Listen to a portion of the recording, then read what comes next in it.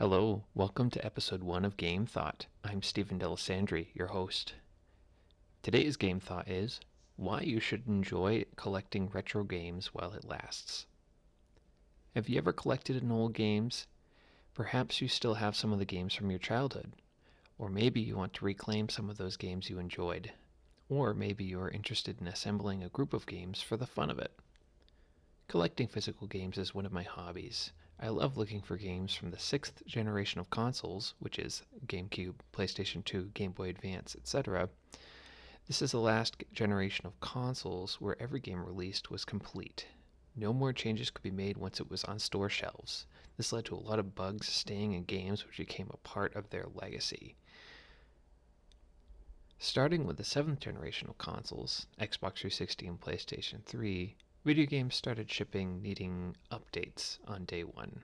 You buy a brand new game from a store, take it home, and put it on your system to be told that your copy of Skyrim needs a bunch of updates to prevent several game-breaking bugs.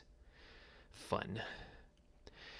This means that for collecting 7th gen games and newer, there's a real possibility you could collect a game which is buggy and broken and not have a way to update it. I'm not sure if Xbox 360 owners still get game updates, but I've read online that some PlayStation 3 games don't have their updates available anymore.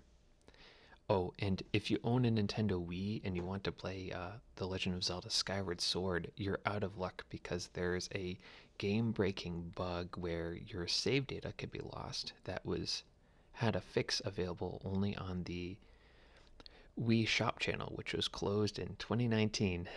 So have fun.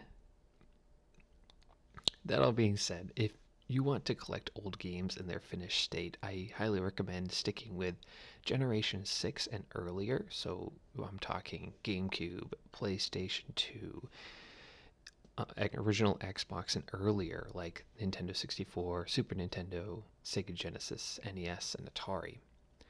But this has a couple of challenges. One, nobody is making new copies of these games. There's just they're older generation. You won't find GameCube games in Walmart. And also nowadays, more people want retro games than ever before, especially Nintendo GameCube. Those prices have inflated significantly for the Nintendo GameCube, especially since the Nintendo GameCube has the double problem of a lot of its games were never re-released digitally. So the only way to play some Nintendo GameCube games, such as Chibi Robo, which is very hard to find, is buying a physical copy. But it's still doable. Sure, it may cost over $60 to buy some of the sought-after GameCube games. Here's looking at you, Super Smash Bros. Melee, which is more than some brand new games are going for, but the best retro games have a lot of replay value and are best enjoyed over time. Translation: more expensive games means you have more time to enjoy them between purchases. Isn't playing the games a big part of collecting them anyway? Plus, as these games get rarer, it feels more like a treasure hunt. I love the feeling when I step into a retro game store and find a game I've been searching for a while. All that being said, I believe that physical game collecting will be harder to get into as time goes on. Less physical copies of the latest games are being printed, so when today's games become retro, collectors will have less games to go around, likely inflating the price for physical copies. Want to start collecting games?